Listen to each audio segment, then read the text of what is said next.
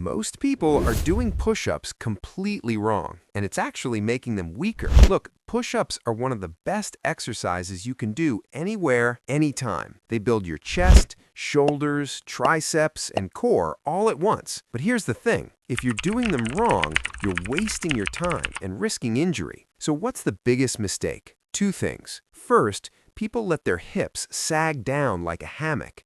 Second, they flare their elbows out at 90 degrees, like a bird trying to fly. Both of these destroy your form and put crazy stress on your lower back and shoulders. Here's how to actually do it right. Start in a plank position with your hands directly under your shoulders. Keep your body in a straight line from head to heels. Imagine a wooden plank. Engage your core like someone's about to punch you in the stomach. Now, lower yourself down, but keep your elbows at about a 45-degree angle from your body. Not tucked in tight, not flared out wide, right in the middle. Go down until your chest almost touches the floor, then push back up.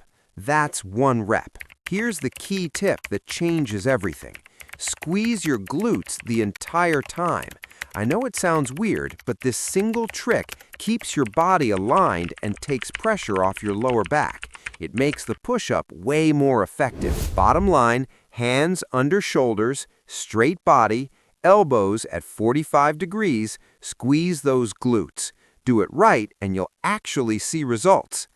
If you want more quick fitness tips like this, hit that subscribe button right now.